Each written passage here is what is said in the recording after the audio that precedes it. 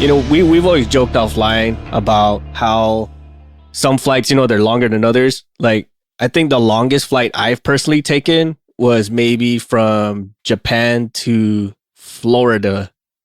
Yeah, I want to say it was Japan, Tokyo, Japan to Orlando, Florida. And I think that total time minus layovers probably took about 18 hours or so. 18 hours nonstop. That kind of sucked. Yeah, I want to say for me, it was DC to Afghanistan at like 22 hours. Well, I take that back. Japan to Florida, that's not 18 hours. That's like probably way longer, but still. Yeah, I was going to say that to me, because I thought it was like from LAX, I thought it was like 16 to 18 just to get to Tokyo from there. Yeah, you're right.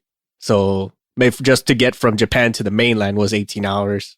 And then from LAX or I think it was San Francisco. Anyway, from California to Florida was probably like another 10 to 13, I want to say. But yeah, I mean, it's long as shit, right? And especially from DC to Afghanistan, that's a pretty long flight. And these planes are equipped to go that far and that long with no mid-air refuel, no nothing. With people. And imagine, and you've got in-flight meals, snacks, your seat reclines. You've got a restroom you can get up and go use. Yeah. Like, some kind of amenities. So like your 18-hour plus flight is semi-decent, right? You're not losing your mind the whole time. And should any kind of emergency happen, you're equipped to do so. And the reason why we bring this up is because we found an article not too long ago, which apparently happened back in August of this year, where an individual, a ferry flight pilot, flew a Cessna 172 Skyhawk from California to Hawaii. Yeah, it was an 18-hour flight, and you might be saying, it doesn't take that long. Yeah, but if you're only traveling at roughly 140 miles an hour, yeah, that does take a while. But it didn't even leave from the coast of California. It left from Central California in Merced, right in the middle of farm country. Yeah. So, and at first, when we first saw that article, we're like, Cessnas can fly that far? Right? That's exactly what I think. Because that's impossible. Exactly. And for most people who are not familiar with a Cessna, it's kind of like one of those planes you see at like a flight school. And then this one in particular is one of the fancier models, like the ones you would have like passengers sitting fairly comfortably in. And then this particular model with just no mods, no nothing, just fresh off the market line, it has a range of about 692 or 682 nautical miles. So about 700 plus actual miles of flight time. The distance from Merced, California, which is where this pilot took off from, to Hawaii in the Honolulu airport, was about 2,521 miles. So almost like triple, almost quadruple the distance this plane is typically made to fly. Some Amelia Earhart craziness, you know what I mean? Like, let me just fly around half the world with a piston-powered engine or a piston-powered aircraft. Like, excuse me? Yeah. Well, think about that. So it's a Cessna 172 G1000 NXI Skyhawk. All right. It's a newer model one. But beyond that, I don't know if they're still running Lycomings in these. It doesn't really say in this article either. We could probably look it up in another article if they're running. I don't even know if they use Continental anymore, but if they're running like a Lycoming motor or what they got in them.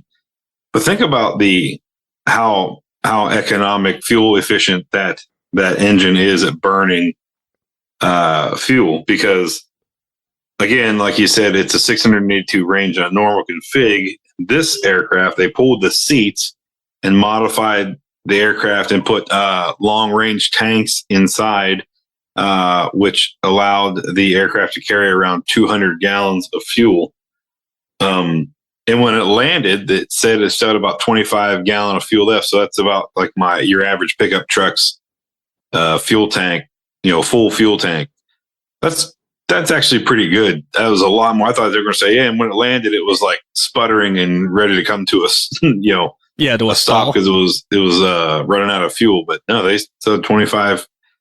A 25 gallon isn't a lot when you're talking an aircraft, but for an 18-hour flight, that's pretty wild. That's pretty damn good if you think about it, right? Like you had like room to spare, right? So it wasn't like I hope I make it. They've had some.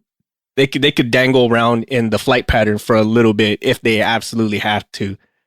But again, like 18 hours and you're flying around, you might want to come down at some point. And going back to your question, I think for this particular aircraft, it does use a Lycoming engine. But again, it's not a big engine. It's probably like 180 horsepower. 6-cylinder, right? Yeah. Yeah. So, I mean, it's not a huge engine, but the fact that it can burn that economically from one end to another and fly 2,500 miles, that's pretty freaking good. Yeah, and the average altitude was 6,000 feet with a couple of instances of climbing to 10,000 feet, but the flight plan was for 6,000 feet. I mean, that's a tribute to the pilot as well. I mean, a pretty skilled guy being able to monitor the mixture. Well, is it a mixture anymore now? When it's God, it's been so long since I've been in a small aircraft. I guess, do they even have mixture knobs anymore for enriching the fuel? Or is that all auto calculated with the computer, and the efficiency comes now in the form of technology rather than a pilot's skill at hand at a mixture knob? Right. I doesn't say, but given that this is a newer model, it might be one of those regulated fuel injected ones. I know for this one in particular, the Lycoming engine is fuel injected, but that's not saying much. So it may very well be automated. But even so, like the planning and all that went into this, and then just the forethought that, hey, we might want to account for all this, that had to go into effect and then execute it perfectly or just good enough to make it there. And this flight wasn't just made willy nilly. Like he's like, I'm just gonna grab my plane and fly to Hawaii. Fuck yeah, no. Yeah, airline prices. To hell with that. Right. So for this particular flight, based off of this article, him and the person that was at the destination, they've planned this out. They've accounted for weather. They've accounted for certain types of emergencies. I mean, granted, there's only so much you can do. They made sure the aircraft had ample fuel, maximum power to weight. And then it also states here that as far as the weather was concerned, they had to wait for months to execute the flight because the weather wasn't ideal enough for them to make this kind of hop. Yeah. Well, think about how lucky they are even to not run into a storm pops up randomly over the Pacific during that entire 18-hour voyage, Right. Yes. And this is stuff like long haulers deal with all the time. But then again, it's a much larger aircraft. We're talking like 767s and higher. They account for weather, yes, but should they have to fly through it, they can more or less survive it with little to no incident, unless like it's one of those insane storms where they have to climb to 50,000 plus feet, which rare if ever happens. I mean, at this point, you're not flying over the storm. You kind of have to just power through it and hope for the best. Cessna, no, you're going to stay above the waves and below the clouds and hope for the best here. Right. Yeah, it's just, but what's the contingency plan, right? So, okay, we're building this flight plan. Okay, well, what's your contingency should you run into emergency? Well, I aim to belly it up I aim to go wings up in the water and hope a rescue boat arrives sooner than later. Because at some point you go, okay, I got this 200 gallon of fuel, but what's the turn back point? Okay, you say, okay, I'm going across the Pacific to Hawaii. But once I reach hour mark this or fuel load that, this is my no kidding turnaround point to make it back to mainland should something go wrong. Otherwise, you're beyond that point. You go, okay, well, it's do or die at this point. It's a Hawaii or bust, because you're going to say, well, I don't have enough fuel to make it back to mainland. But if I run into issues from hour mark 10 till Hawaii, it's either success or we're in the water. Yes. You know? And I wonder too, and this may be a question for a lot of ferry pilots for doing long haulers like this. Like, is there a point where you're squawking to like all emergency chat, just like have people in the area know like, hey, like I'm on this long haul flight, like just be aware if something happens, you know what I mean? I mean, granted, there's emergency channels in the event something does happen, and there's always people monitoring this. But at the same time, like once you hit that point of no return or make it or break it point, like are you kind of like erring on the side of caution, like, hey, just FYI, this may, I'm at the point of no return now, so just be on the lookout in case some shit happens. I don't know. That might be something that I'm over analyzing, and it may not even be an issue, but at the same time, like we've seen multiple times where accidents happen where it would have been nice to know or have someone on call and just on standby, especially like when it comes to like test flights. We've seen it happen all the time. Like everyone's at the ready, or at least people have an idea that, hey, this might be happening, so just be ready to gear up in the next 20 minutes if need be. And then going on with this article, the ferry pilot here, he's been a ferry pilot since 1988, so 30 plus years, and he's been doing things like this where he's making these long hops. And this was probably the first aircraft of its type, or at least the first model of its type, to make this haul for him personally. And why would you do a flight like this? Like, obviously, like, it's not going to be someone who's just going to say, you know what, F these flight fare prices, as MVP said. Yeah, well, or I'm wealthy, but I'm not private jet wealthy. So right. this is how I flex my dollar muscle here, No. Right. So this was actually on purpose. Like they, the point of this flight was to ferry it from the California to a flight school in Hawaii. And they've done multiple trips like this with different style planes, apparently.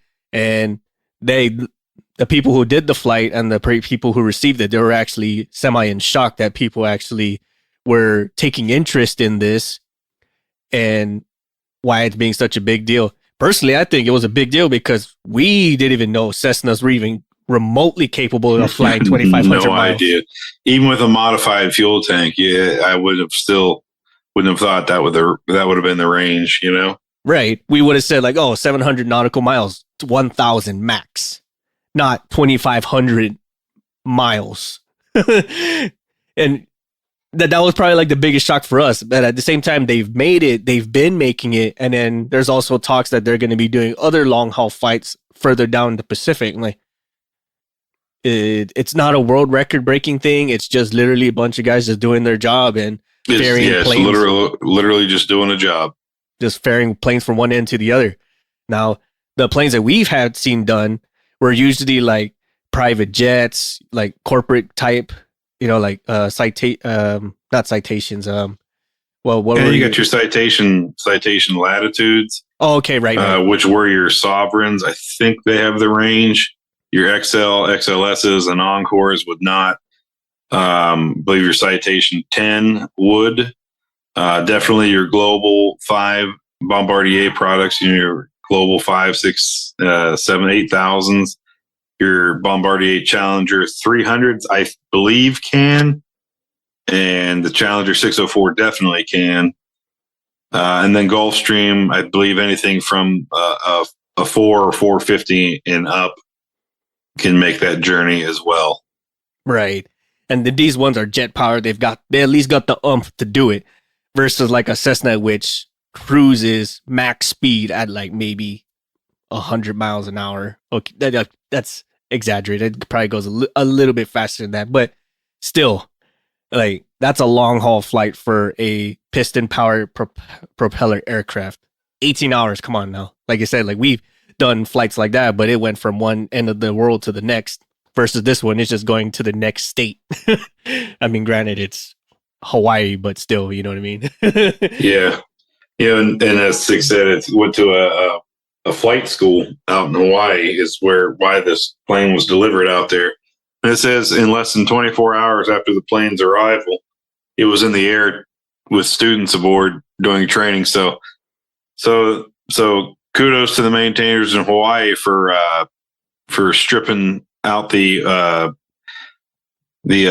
extended range fuel tanks and re-outfitting with seats and getting it ready for the students. That's a pretty quick turnaround time.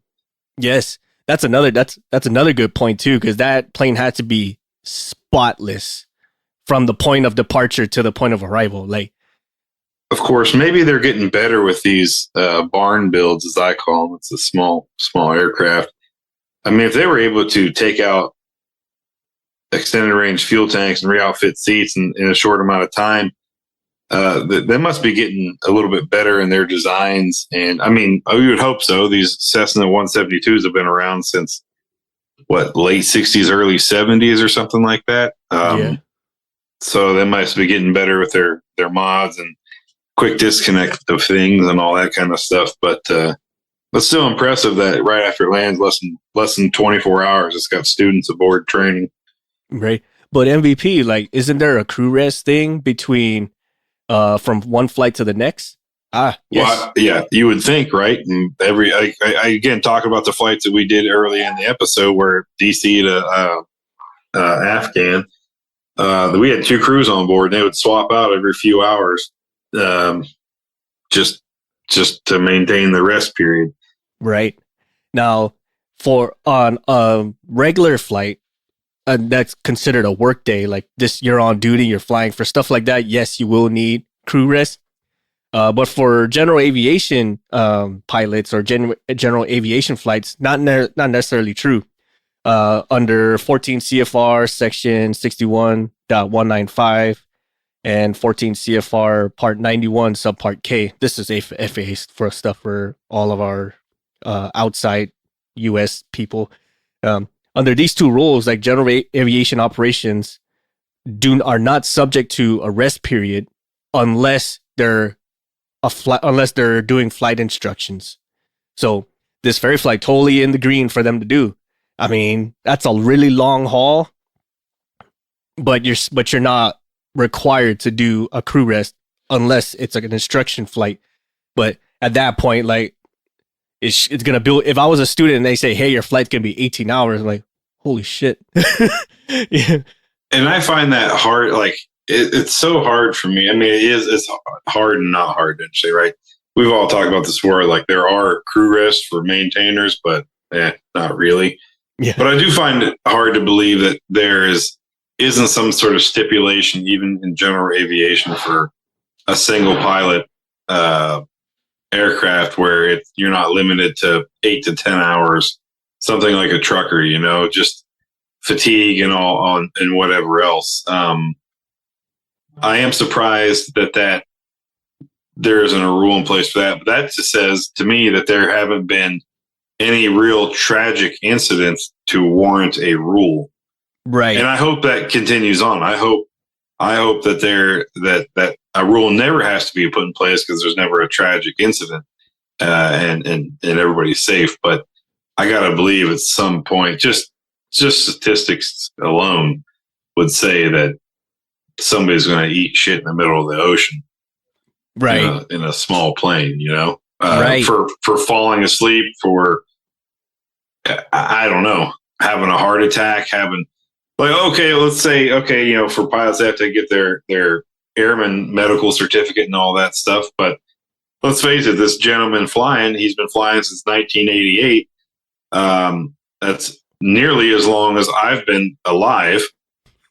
So he's not a spring chicken by any means. He might be late 40s, early 50s, but what's to say he is there a limiting factor medical wise where you say, okay, yeah, you've got some heart problems and you got a pacemaker and blah blah blah, but you can still pass your airman's medical certificate. But most people are flying a Cessna 172 for 4 and 5 hours on the weekend, Saturday and Sunday morning, not 18 hours across the Pacific. So I wonder what medical regs, are applicable. Or if you're going to do that long of a flight, then you have to have a doctor physical, done within so many hours, days prior to your, prior to your flight. Right. Think of it like a pre-flight, right? Good for 72 hours. Well, same thing with your airman medical surgery. Oh, you're going to go for 18 hours? Okay, well, you got to be checked out within 72 hours prior to that. Right. I mean, I would assume so. That's just because that's, again, like you said, all those limiting factors that could play into effect. And then also, he's the sole person in that plane. So there's no backup. There's no redundancy. Like, the redundancy is you. So if you fall asleep or if you have any issues, then that's a wrap. Like, never mind the point of no return. Never mind the range. It's all down to you. And usually for most flights of any haul over, let's say, 8 hours, there would usually be a second person or a number of people in the flight to take over should something happen. But in this case, this pilot was the sole person in this plane with extended fuel tanks, maximum power to weight, flight plans and all. Like, he's the only person in this plane, which I guess is a good thing because, it really... It sets the precedent, like they factored in all the weight and power and stuff like that. And should any issues happen, that person's able to take over and minimize injuries. But at the same time, that could also lead to very drastic effects. Example is the Red Bull plane stunt where these individuals planned everything. They even modified and engineered stuff to ensure a safe operation, and they still crashed. Granted, no one got hurt, but the plane still wrecked. So, I mean, this is whole lot different than just putting a plane on a nosedive. It's just going straight and level minus a couple of ascends and descends for weather purposes, but still. And I'm sure on a new model Cessna, there's probably a semi-decent autopilot system, I would assume. Right. So, okay, hey, I'm up at altitude and I'm 3 hours over water and I got autopilot on and I'm just kind of cruising and chilling. But I almost think it'd be like worse because you're like, well, what do I do with my time? I got nobody here to talk to. So at least you got somebody there. You can conversations and whatever else. You can keep conversations rolling. You can, something to buy the time. I wonder, does he pull out an iPad, a cell phone, something, and is he? I'd be curious, like, hey, did you watch a movie or two while you were flying across there? Like, yeah, you're just looking at it on your iPad, but you're monitoring kind of everything. Were you listening to a podcast? Were you listening to music? Like, what were you really doing? Or were you literally hands on the yoke, feet on the pedals for the entire 18 hours? Because I can see either way, right? Hey, I've got autopilot. I'm going to stretch out for a second. Or I go, hey, the only way I'm going to stay attentive and alert is hands-on, feeling the aircraft. I don't know. I'd be curious to know more, hear more about the guy's flight time and what he did to stay alert and active and attentive to everything going on. Because with nobody there and autopilot, I can just be like, well, I'm just going to close my eyes for 5 minutes. It'll be fine. I'll set a timer or something. And then next thing you know, it's, you're skipping the waves. Right. This reminds me of a Disney cartoon. Terrible comparison, but kind of sort of the same. Where the cartoon was Tailspin. I'm not sure if anyone ever seen or remembers that cartoon, or if there's any people alive that remembers that cartoon. But Tailspin, it was Baloo the pilot, or Baloo the bear from Jungle Book. He was a pilot, and he's flying along, and he's doing like this long haul race. And he starts to doze off, right? Like, I'm gonna just kind of close my eyes for like 2 minutes, right? And then 2 minutes turns into 4 hours, and next thing you know, he overshot his checkpoint by like miles. So then he like ends up running out of fuel and has to like do an emergency land on snow and shit. So that terrible example, but at the same time, like, it just shows like how you can just slowly nod off, thinking, oh, I'm just gonna shut my eyes for a few seconds, and then next thing you know, it turns into a couple hours, and you miss a checkpoint or you miss a vital, routine check mark to ensure like everything's still good to go. And then you miss a call in, a radio check, call in on whatever frequencies. Yep. I don't know. I think about just sitting at my desk in my office every day, and I get tired. So imagine just sitting there in a plane at 6,000 feet, and it's well beyond an 8-hour workday. Yes.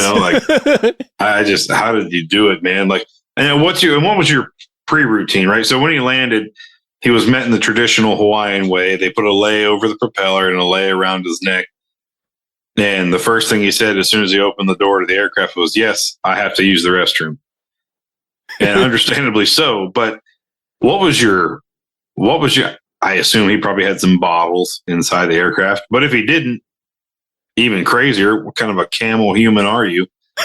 But what was your pregame? Did you do a entire body detox and void in preparation to this? So you had like nothing in your system, so you could eat and drink for a while, and nothing would happen. Did you eat MREs for the few days prior to leaving, so you were stuffed up? I was about to say that. What did you take along the journey with you? Because coffee's a diuretic. So, all right, you had iced coffee, but were you afraid to drink it because it'd have to make you use the restroom? Did you only take water? What were your snacks, or was everything planned out to like specific energy hits at certain times, and also to make sure you wouldn't have to use the restroom? Like, or was it, maybe I'm way over analyzing this, and he was like, no, I had a steak dinner with a glass of whiskey the night before. I smoked a fat Winston Churchill cigar. And then I got up in the morning and jumped in the plane and took off. and you didn't have an emergency restroom situation going on? Did you open the door and hang your ass out the window and carpet bomb some poor whales out there? What happened? I just like, what was the planning pregame beyond just the flight plan itself? What did you as a human do to ensure success? Because did you wear human diapers? I don't know what I would have done. Or did you wear adult diapers? Did you put a towel on the seat? Did you do you bring a bucket? Yep. A small bucket. And you say, okay, I set this on the seat, then I sit on the bucket. I'm in autopilot. I go. I line the bucket with a bag, and a biodegradable bag, and I use that, and I huck it out the window, or it just sits in the back, and I smell myself for the next however many hours until I land. And then the student pilots that get in the next day smell me because the scent has permeated everything. I'm sorry, everybody, for getting gross on you, but this is the stuff that I think about. Like beyond just the actual flight itself. Like there's so much that goes into it. We need answers, damn it. We're probably overthinking this. He probably did have adult diapers as an initial backup. And then the seat itself probably he cut a hole in the bottom, and it has like a little kind of like the non-flushing toilets in the RV, you know what I'm talking about? Like a diaper pail thing. Composting. Yeah. The compost toilets or whatever. Yeah. Did you take, like I said, did you take biodegradable bags? You line that into a bucket, you go in that, you tie a knot, and you send it flying out the window. Bombs away. Can you imagine that? Just imagine, man, you think you're over water, but there's like some random island somewhere that's inhabited by, I don't know, like 5 people. And then you carpet bomb this thing out the door again just for sanitation reasons, and then here's the unlucky person, like it just drops by his feet. I'm like, the fuck is this? Yeah, or you're some poor Navy scrub on the deck of a carrier or whatever, and you're cleaning it, you're vacuuming out the pad eyes because you got in trouble, and all of a sudden you just get this block right on the deck next to you. And talk about having a shit day, you know what I mean? Like right. It's just, I don't, what if? I don't know. And maybe none of that happened. I just I need answers. I need to know what you did as a human to prepare for this, because I'm trying to think about all the things that I would do if it was me making this flight. And And I need to know. These Right. are the questions inquiring minds want to know. Yes. I mean, because I'm thinking myself just now as you're mentioning this, is like, let's see, the longest drive I've done in traffic was probably like 10 hours, 10, 12 hours. And we stopped maybe every 6. And yeah, about 5 to 6 we stopped. And that was mainly because like traffic sucks, everyone's hungry, people want to get out and stretch their legs and stuff like that.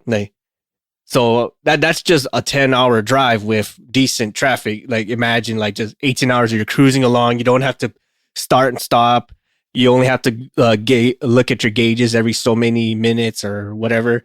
I'm like, yeah, I'm curious too. Like, what did you do? And there's no pity pack or there's no stuff that's readily available for you to just get up and go. Matter of fact, I don't think there's any room for you to get up and go. Other than, like I said, like you cut a hole in the seat and then there's your fucking toilet.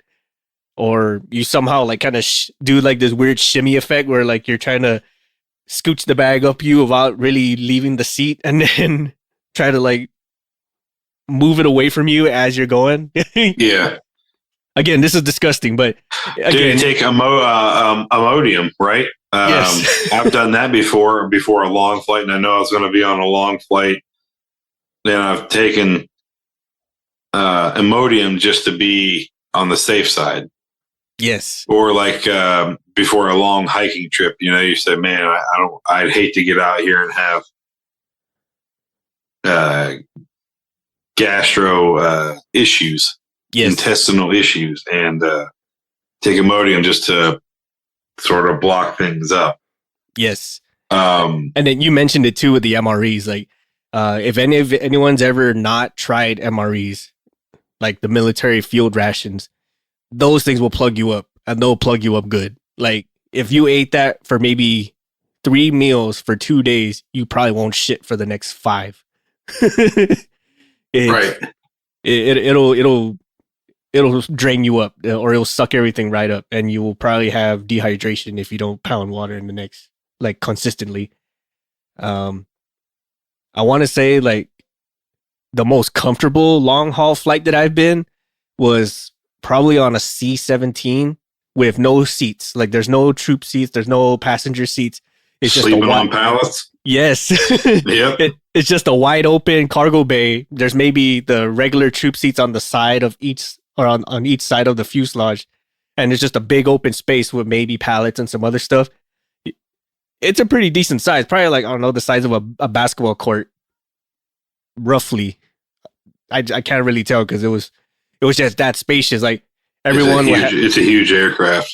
Like, everyone's all just spread out. They got little hammocks that kind of go between the pallets or whatever have you. And they're just fucking off doing what they want to do for the next 5-10 hours.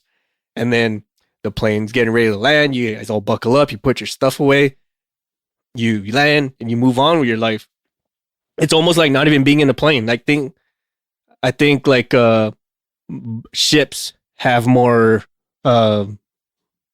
like jet rock or jet lag than this aircraft, or I would actually be boat rock. Stupid. Like, ships rock more than this plane did. That's how comfortable the flight was. And then here we go with this really small, maybe 2-person, 3-4-person max aircraft, which it's now 1.5 persons because most of the stuff is made with fuel, and just hauling it for 2,500 miles. That's a lot. Yeah, that's a lot. It's crazy. I don't know. I don't know if I could do it. I don't know if I would want to do it. Like, hey man, like if you came to me, Six, and said, hey man, I got this job and I'm going to be hauling Cessna 172s from mainland to Hawaii. You want to ride along? No. I don't know. I mean, I say no. I mean, it sounds interesting and fun, but all these things that we've just talked about will come up in our conversation. Okay, well, what are we doing? What's this? My biggest thing would be, what's the contingency? Do we have a raft on board? Do we have whatever? What's our With our emergency locator, is that working? Is that there had to be a lot of checks that went into this aircraft prior to its release for flight. Right. Did they? It's a new aircraft, so but did it have a bunch of training hours on it, or was it literally delivered from? Oh, what the hell is it over there? Where Cessna's at? And is it Wichita? I think it's Wichita, where Cessna's headquartered out of. Was it delivered straight to Merced and then Merced over, or did it have hours on it? But did you have to do a full pre-flight on it? Did you have to go through the albedo-static system? Did you go through all of you obviously checked all your lights? How about your nav system? Like what all went into preparing a small plane like this for such a journey? I know for your private jets and your big people haulers, they quick spot checks on the ramp or whatever else, and you're on your way. But this is a whole new venture. Did you have to change the oil prior to takeoff? Just to ensure you had clean, fresh oil. Did you replace all your filters, fuel samples prior to takeoff? I don't know. Be curious to know whoever worked on it, what all was accomplished prior to takeoff. Right. Yeah. I'm having the exact same questions. Like, what was the pregame like? What did you do? Is there stuff that you took as precaution? And especially like, cause you had to wait for months for the weather to clear up. Like, were you constantly checking, or you just kind of ventured like, okay, this kind of weather pattern will stay the same for a couple months? And then, what was your contingency should have the weather have turned bad? Right. Well, okay. And it waited for months, but we all know an aircraft sitting on the ground doesn't make money. Yes. So, okay, well, we know we're not going to make it in the next week due to weather, so we're going to use it local for training. Right. And then that's adding hours and maintenance time and whatever to it. Or was it, hey, we just have to keep it constantly ready? So this pilot, we call him up and say, hey, the window's looking good. You need to be off the ground within 2 hours or 3 hours or whatever. Right. Yes. And you can imagine if that was the case, right? That, hey, you need to get ready to go in the next 5 to 6 hours. It's like, oh shit, let me just take all my stuff. Let me get my Imodium prep. Let me get all my gear ready. So when I make that long haul flight, all I got to do is just hit the head when I land. You know what I mean? Right. I'm curious. Like, if someone's ever done a flight like this, please tell us. Like, what was the experience like, and what did you have to do? And then likewise for the ground crews, especially because, I mean, kudos to the pilot for sure, but whoever did the maintenance on this plane deserves all the high fives, deserves their free Snickers, deserves their free day off, whichever, because it went without incident. Yes. They've made sure everything was working specifically as advertised. It did everything, little to no hiccups, and it landed there safe and sound. Not a single issue, not a single hiccup, with fuel to spare. So whoever was the ground crew that did it, I mean, if the pilot did it himself, even greater.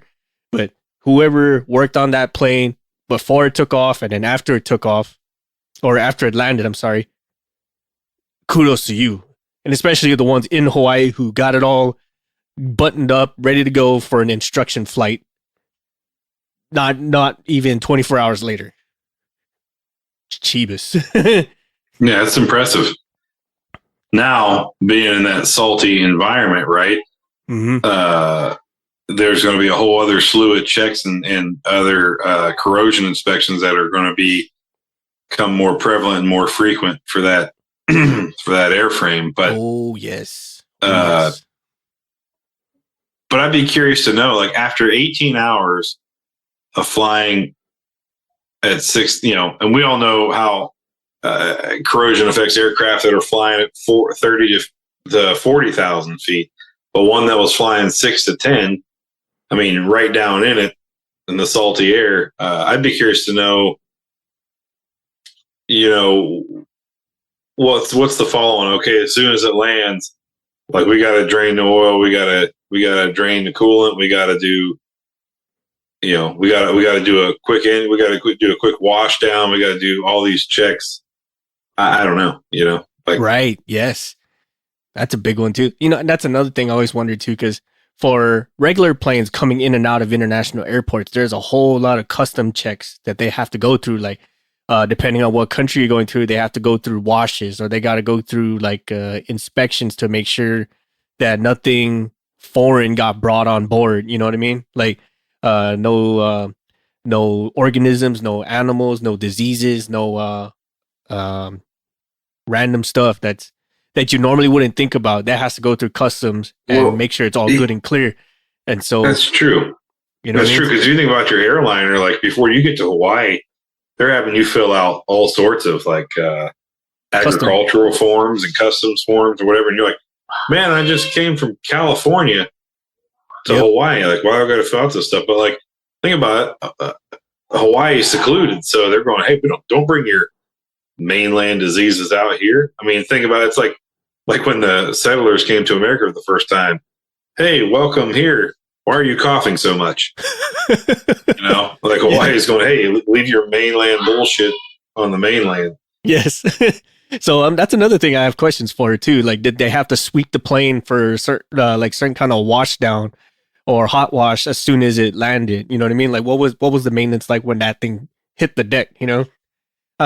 I'm curious when it comes to general aviation stuff, because we know like once it's like a business flight or a commercial flight, or by all means a military flight, there's all sorts of steps that have to happen once it gets there. Like, they're doing receiving inspections, they're doing hot washes, they're doing like a comb over of the maintenance and all kinds of stuff to engine rinses. Yeah, especially engine rinses, especially with the salt water in the air.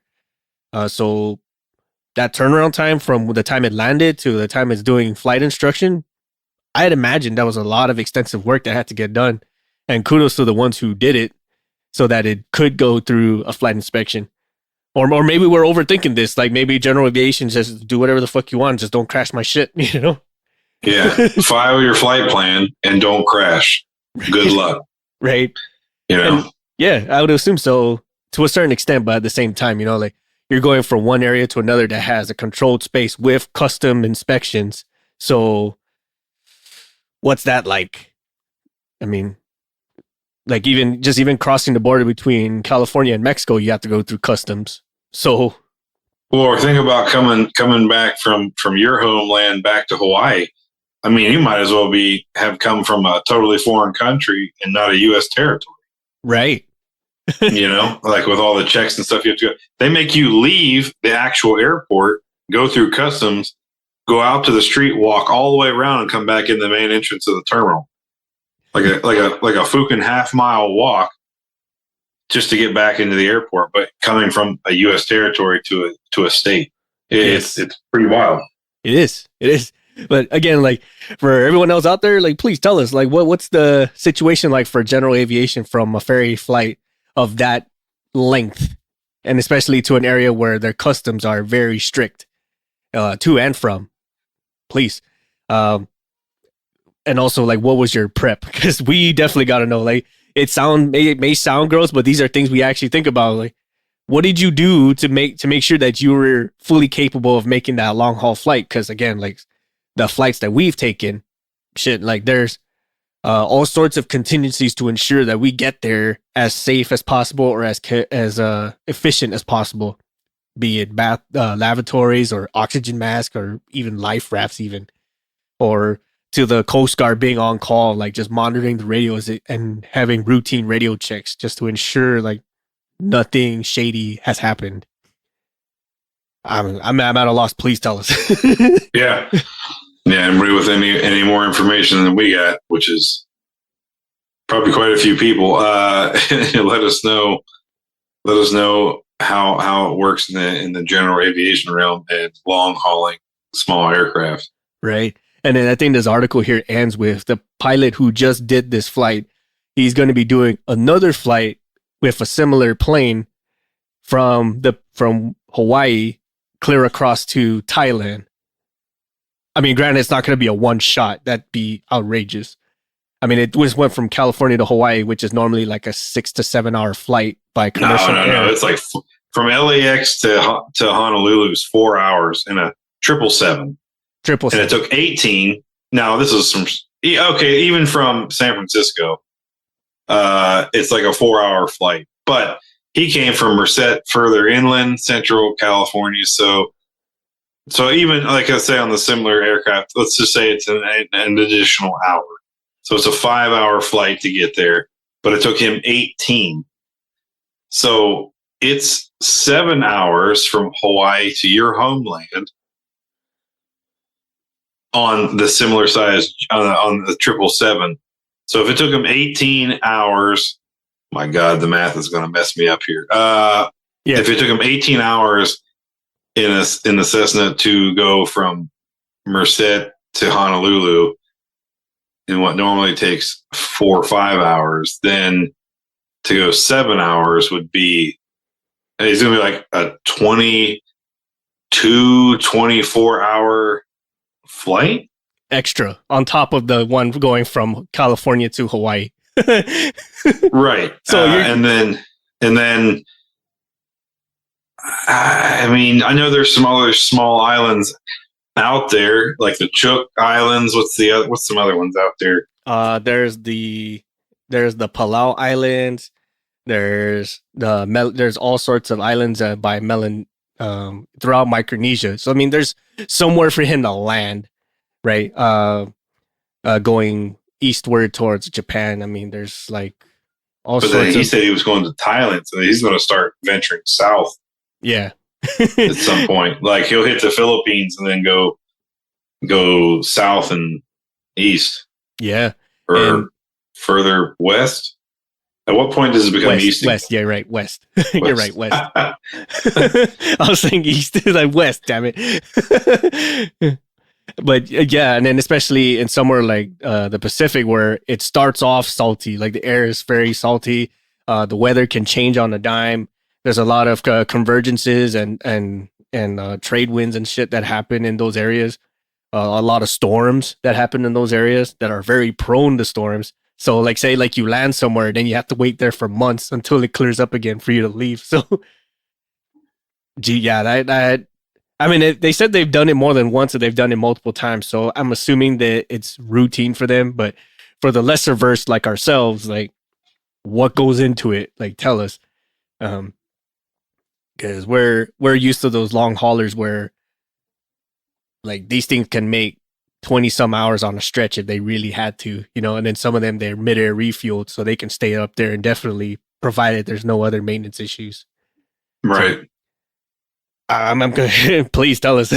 I'm speechless about all this, especially going from Hawaii to Thailand in a similar sized aircraft. Now, granted, it'll probably be maybe 3 or 4 stops along the way, but still, I would hope so. It's a long time to be cramped up in a small plane.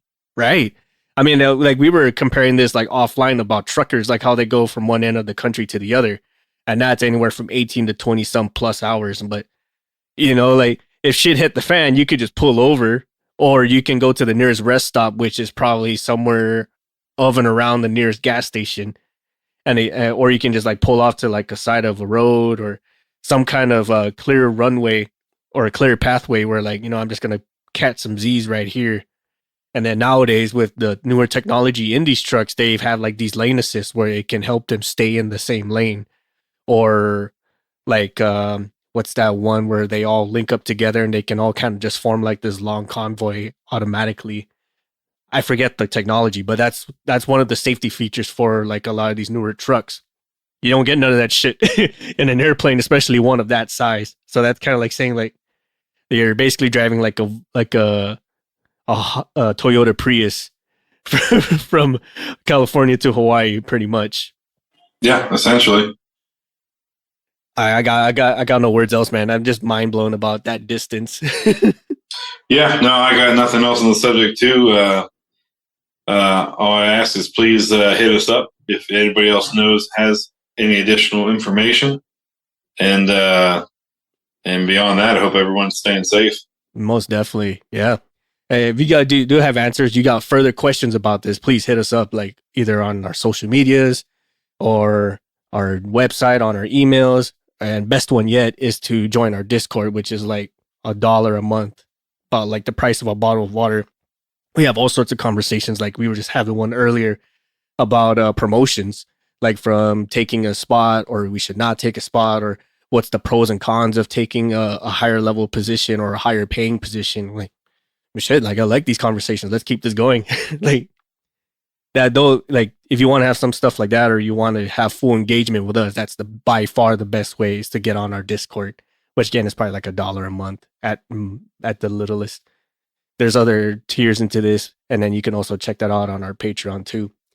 But by all means, let us know. Shoot us your lines, shoot us your questions and answers, and we'll do our best to freaking address them. On that note, thanks again, everyone, for listening, and we'll catch you all again next time. Bye, everybody. We would like to take this time to thank our patrons for supporting our show and allowing us to make episodes, maintain our gear, and create merch for all of our listeners. With special thanks to Erica Lamont, Chris Hawkins, Eric Shaw, Dan Schubert, Ryan Frushauer, Kyle Keir, Mike Sherwood, Caleb Stockhill, and Jennifer Brofer. Thank you all so much for your support and patronage. If you like our show, please support us on Patreon. You'll receive awesome perks like access to our private Discord, discounts and early access to our merch, first glimpse of our comics and other projects, and so much more.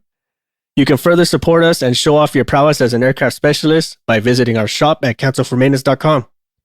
If you like classy or rugged watches, visit our affiliate Rockwell Time at rockwelltime.com. Use the code CX, the number 4MX to save 10% off your total order. If you have suggestions for the show or you'd like to be a guest on the show, send us a line on our contact us section at cancelformaintenance.com, and we'll do what we can to get both your ideas and yourself on the show. Please support us on social media like Facebook at Cancel for Maintenance, Instagram at CANX for Maintenance Podcast, or Twitter at CXMX Podcast. Please check out our new comic series on the Tapas app. Like, share, subscribe, and comment on our comics. Let us know what you think. Thank you all so much for your support and listenership, and we will catch you all next time.